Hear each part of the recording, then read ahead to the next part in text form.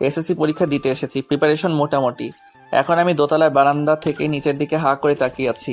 ভাবতেছেন কেন হাঁ করে তাকিয়ে আছি? আরে মানুষ হয়ে পরি দেখা ভাগ্যের ব্যাপার না? আমি তো এখন পরি দেখতেছি, হলুদ পরি। বুঝতেই পারতেছি না এটা মানুষ নাকি পরি। আমার চোখের পলক পড়ছে না, আমি শুধু তাকেই দেখতেছি। হলুদ ড্রেসে মেয়েটাকে একদম হলুদ পরির মতো লাগতেছে। হঠাৎ মেয়েটার সাথে আমার চোখাচোখি হলো। আমি তো হাঁ করে তাকিয়ে আছি। মেয়েটা অবাক হয়ে গেল আমার এভাবে তাকিয়ে থাকা দেখে। মেয়েটা হাত দিয়ে ইশারা করতেছে, মনে হয় বলতেছে যে এই যে মিস্টার, কি দেখেন? পরি দেখি, পরি।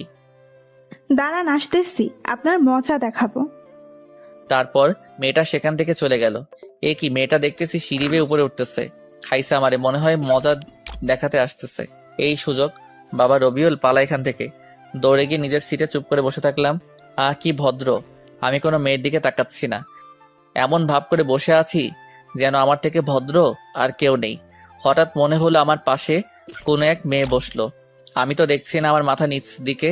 একটু আর চোখে তাকিয়ে দেখলাম মেয়েটার গায়ে হলুদ ড্রেস। আল্লাহ বাঁচাও আমারে, এটা দেখে ওই মেয়েটা। কি করি এখন? চুপচাপ নিচের দিকে মাথা করে বসে আছি।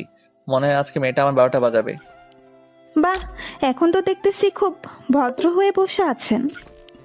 জি, আমাকে কিছু বলতেছেন? না, একটা অভদ্র ছেলেকে বলতেছি। ও আচ্ছা। নাম কি? কি হলো? আমাকে বলছেন? জি, আপনাকেই বলতেছি। কিন্তু আমি তো অভদ্র না। সেটা আমার বোঝা হয়ে গেছে। মানে কি? আমার দিকে হা করে তাকিয়েছিলেন কেন? এই সেরে ছেড়ে এখন কি বলবো, ধরা পড়ে গেছি। কি হলো বলুন? আপনার দিকে তাকাইনি তো, আপনার পাশে একটা ছেলেকে দেখছিলাম। ছেলেকে দেখার কি আছে? একটা কারণ আছে, বললে বিশ্বাস করবেন না। কি কারণ? আরে ছেলেটা দেখতে হুবহু আমার মতো, তাই হা করে ভাবতেছিলাম আমার কি যমজ ভাই ছিল নাকি।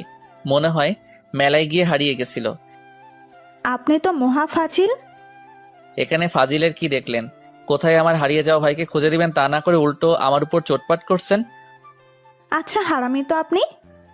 ভালো হচ্ছে না কিন্তু। কি ভালো হবে? মিথ্যা সিনেমার কাহিনী শোনাচ্ছেন আমাকে। শুনিয়েছি, বেশ করেছি। আপনি আর আমার সাথে কথা বলবেন না। আমার বয়ে গেছে আপনার সাথে কথা বলতে। চুপ, অভদ্র। চুপ টু। কিছুক্ষণ পর পরীক্ষা শুরু হয়। আল্লাহর রহমতে সবই কমন পড়ছে, কিন্তু এ কি, কিছুই তো মনে করতে পারছি না।